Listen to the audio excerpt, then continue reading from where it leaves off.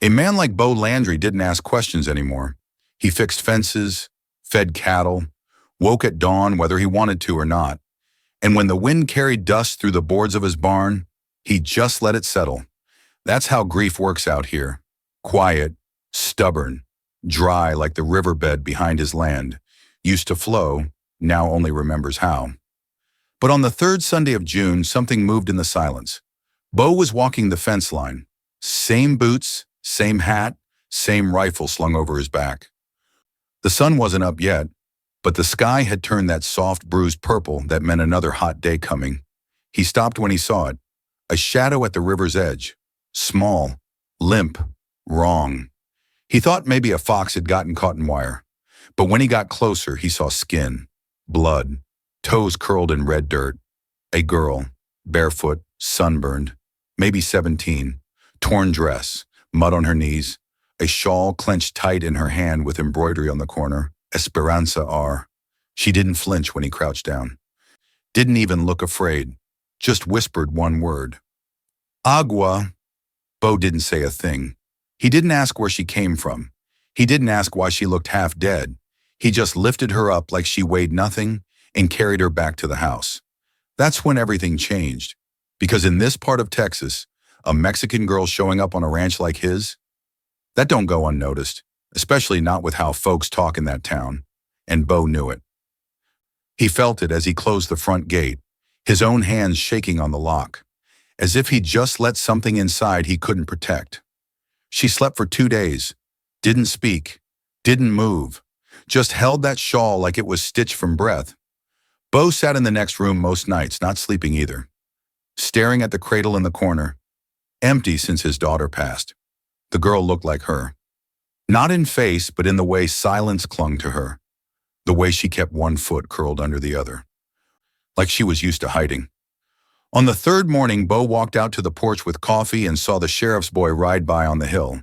Slow, watching, then riding on. Not fast, but not casual either. That's when Bo knew this wasn't just a girl. This was a fuse. And he'd already lit it. Back inside, she was awake, sitting up, sunlight spilling across the quilt like a movie frame, soft yellows and pale peach across her dark hair. Bo noticed the bruises on her wrist, fresh ones. And underneath, old ones. Layers deep. Still, he didn't ask. But when she saw him, really saw him, she didn't flinch. Instead, she reached into the pocket of her torn dress and handed him a folded scrap of paper. He opened it. A legal document. Half torn, no seal, no date. Just a name he hadn't heard in years. Salvador Cabrera. And below that, witness statement, federal case, Nutter 48213. She had been a witness, and now she was running.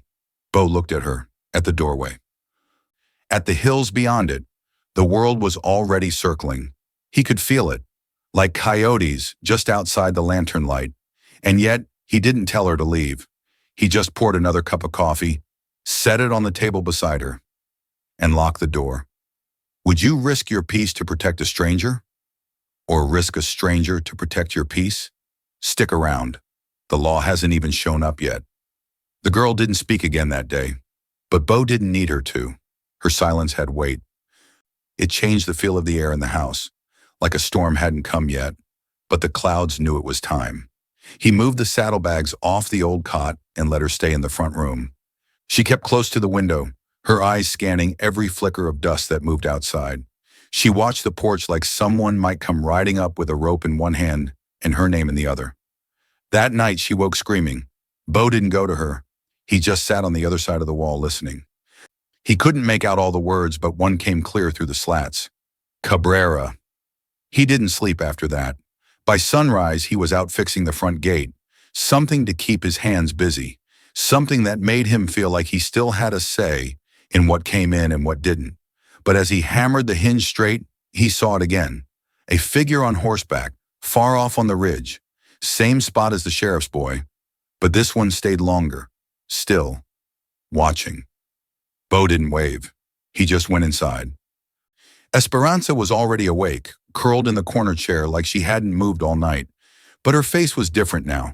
Not scared, just empty. like whatever part of her had kept fighting had finally sat down. On the table lay the paper Bo hadn't touched since yesterday, the affidavit, torn, yellowed at the edge. He looked at it again, this time slower. Cabrera. That name hadn't echoed in the county for years, not since the trial. A rancher who bought labor across the border. People. Girls. Some were never found. Others were too scared to speak, except one. Bo remembered the case. Everyone did, but no one knew the witness's name. No one had seen her face. Now he had, and now they had. That afternoon the wind shifted, not just in temperature, but in tone. The air carried voices from the town. Rumors had legs in small places, and those legs rode fast. By dusk, two men stopped by Bo's gate. One wore a gray hat, the kind Marshals wore when they wanted you to know they didn't come for coffee. The other kept quiet, watched the house. Bo didn't open the gate, just stood there, hands in his pockets, legs spread wide like roots. You seen a girl? Dark hair, about so tall? The marshal didn't raise his voice. He didn't need to. Bo tilted his head. Lot of girls in this county. She's got no papers, escaped protective custody. He pulled a folded photo from his coat. Didn't show it, just held it. Bo didn't blink. That a warrant? Not yet, but it'll be one by morning. They left without saying more. Dust kicked up as they rode off. Not in a hurry, but not patient either. Bo watched until they disappeared, then turned back toward the house. Inside, Esperanza stood in the shadows by the fireplace. She'd heard everything. She walked to the table, picked up the affidavit, and folded it back into her pocket. Her voice came small but solid. They don't want me to speak. They want me gone. Bo leaned against the frame of the doorway. You gonna run? She shook her head. I did that once. It didn't stop them. A beat passed. Bo's eyes met hers. And then, for the first time, he spoke the truth that had lived behind his ribs for 10 years. My daughter ran too. Only once. Esperanza didn't ask what happened next. Some stories didn't need finishing to be understood. That night she slept in the bed. Bo slept in the chair on the porch, rifle across his lap. One eye on the horizon, one ear on the wind. Before dawn, a sound stirred him awake. Hooves, not one, not three, 6. Slow, heavy, deliberate. They were coming, not to ask, but to collect. What would you do if the law knocked first, and justice rode behind it? Stick around. Dawn ain't even broken yet. They came at first light. 6 horses, 3 riders, 1 wagon. Dust in their wake, moving like low thunder over dry land. The sun hadn't risen yet, but the horizon had turned the pale gray blue that made rifles shimmer even in shade. Bo was already on the porch. He hadn't slept, didn't shave, still wore the same coat he'd worn the day they buried his daughter. There were tears in the seams now, but they held. The lead marshal, tall, clean coat, badge dull with wear, stopped 10 yards out. Didn't dismount, didn't smile. Bo Landry, he said, voice flat as granite. We're here for the girl. Bo didn't move. Got a name on that order? The marshal reached inside his vest, pulled a folded sheet, held it up like it was scripture. Federal warrant, witness recovery order, issued 2 days ago. She's been off-grid for 7 months. Bo glanced at the paper but didn't take it. You boys ever ask yourselves why she ran? A pause, then the marshal said, That's not our job. From inside the house came footsteps. Esperanza stepped out slow. No fear in her face now, just something older than fear. Resolve. Her hair tied back, her hands steady. She looked at the marshal, then at Bo. I'll go, she said. Bo turned. You sure? She nodded. But I need to speak first. Not to them, to you. She stepped down from the porch and stood in front of him, no closer than a grave length. I saw things no girl should see. I said things no one wanted heard. They put me in a place with locks and curfews, told me I was safe, but he found me anyway. The man I named. He sent someone, a girl like me, only younger, told her to make me afraid again, to remind me that silence lives longer than truth. Her voice cracked just once. She took the beating meant for me. Bo looked down at the dirt. At the boots on her feet, his daughter's old pair. Worn leather, small but strong. She looked up at the marshals. I'll testify again, but not in a cage, not in some cold town where nobody knows my name.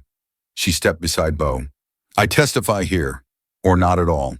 The marshal dismounted, walked forward, slow, looked at her like a man who'd seen too many cases, too many files, not enough faces. That ain't how the system works. Bo stepped between them. Maybe the system needs reminding what a person looks like. Another silence. One of the younger marshals shifted his grip on the reins. The horses sensed it. Twitchy. The lead marshal let out a long breath. Then he said something nobody expected. You got 2 hours, then we ride. He turned, walked back to his horse, and mounted up. The others followed. They didn't look back. Dust rose as they left. Not fast, but not slow either. Bo watched them disappear past the ridge. When he turned back, Esperanza was already walking toward the barn. Inside, she sat at the old table Bo had built for his wife years ago, pulled the affidavit from her coat and began writing. Her hands shook, but she didn't stop. Bo brought coffee, set it beside her. He didn't say anything. He didn't need to. The sun finally broke over the horizon, casting long, gold light across the floorboards. Outside, birds started singing. Inside, a witness began her testimony. What would you do if the law gave you 2 hours to do the right thing? Stick around. The town hasn't heard her name yet. The courtroom in Dry Creek wasn't built for moments like this. It was a small room above the old bank, with warped floors and one swinging fan that clicked every few seconds like it had something to say. The judge was late. The pews were filled with folks who'd come for other cases, livestock disputes, broken fences. But when they saw the girl walk in, escorted by 3 marshals and a cowboy with a face like carved stone, the room hushed. Bo hadn't been to town in a year. He hated the way people looked at you when you did something they wouldn't dare, but wanted to see up close. He kept his hat low and his eyes lower. Esperanza walked steady, no cuffs. She held her affidavit like a Bible, folded crisp. Her hair was braided back, boots polished, a small red ribbon tied around her wrist, the one Bo's daughter had worn in school. The judge finally arrived. Old man Pike, thin voice, iron spine. He looked at the marshals, then at Bo, then at her. You're the witness? Esperanza nodded once. I am. Pike squinted. Says here you vanished from federal protection. Why come back now? She stepped forward. Because I was never protected, she said. They locked me in a house and called it safe.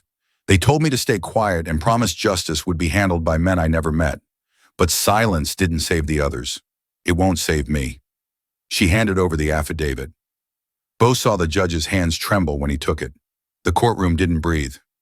They told me I was a liability, she continued. Told me I didn't understand the law. But I understand what I saw. I saw Salvador Cabrera load 3 girls into a wagon. I saw him pay their fathers and call it charity. I saw one of those girls hang herself in a barn because she couldn't speak English and couldn't go home. She paused. I was the 4th. Pike sat back. No one in that room said a word. Bo glanced at the crowd. Some folks he'd known 30 years now looked like strangers. A few had tears in their eyes. Others just looked away.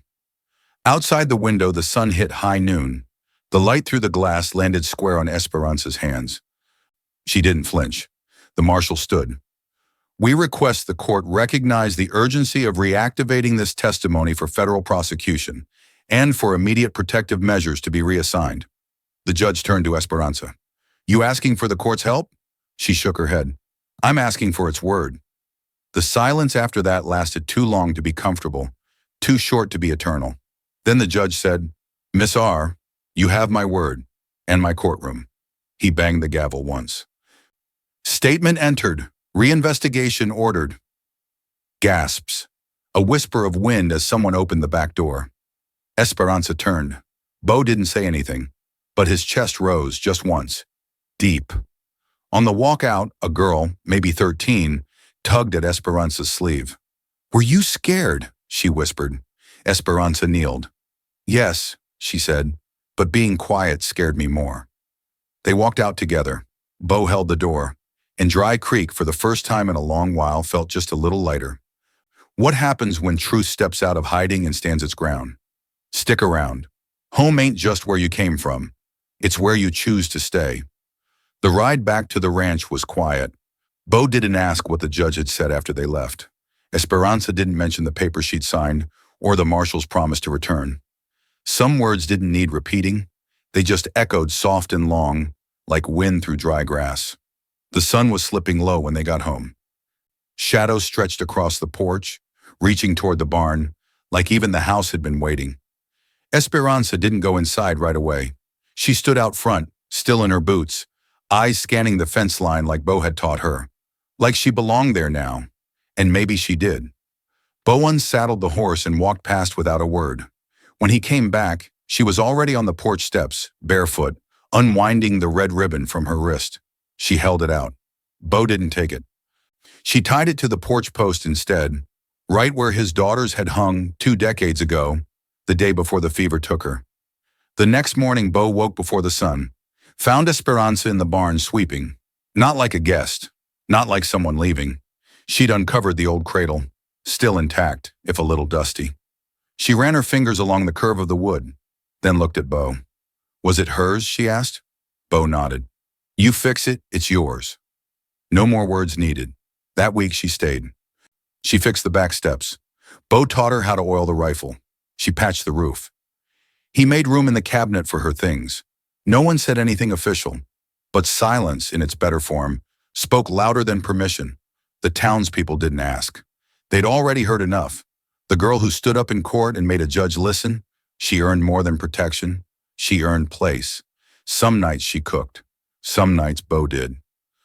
And some nights they sat on the porch with coffee and watched the stars fall into the edge of the hills. One night it rained. First time in weeks. Bo set out 2 empty basins, turned to Esperanza, and said, "This'll make the creek rise." She smiled. Maybe that's what it's supposed to do. On the 12th morning, a letter came. Brown envelope, no return, no seal. Bo didn't open it right away. When he finally did, he didn't speak for a full minute. He handed it to her. She read it slow, eyes tracing every line like a map she didn't want to misread. It was an offer. Witness relocation. New name. New life. North. Cold country. Safety. Esperanza folded the letter. No, she said. Bo looked at her. You sure? She nodded. I've run enough. I'm tired of starting over. I want something to stay. Later that day, she took the sign off the gate, Landry Ranch, and carved one new word beneath it. NR. That night, she lit the lantern on the porch, left it burning. A storm rolled over the far hills, thunder low and promising, and in the cradle near the fire, she laid the shawl she'd carried since the day she crossed the river. She didn't need it anymore. Not here. Bo sat in his old chair, and for the first time in a long, long while, he slept easy. What if home isn't where you came from, but where you're finally safe enough to leave something behind? Leave the light on. Someone might be coming home. He stayed silent. The dust settled. What began as a chance encounter turned into something neither of them expected. A new kind of home, built not with nails or paper, but with trust and quiet courage. Esperanza didn't run again. Bo didn't close himself off. The light on the porch stayed lit, not because someone told them to, but because they chose to keep it burning. That's the kind of change a single good deed can start. It doesn't shout. It shows up. It stays. If this story moved you, give it a like, because someone out there needs to see that kindness still matters. Share it with a friend who believes in second chances. Subscribe and hit the bell so you don't miss the next chapter of these dusty, honest tales from the West.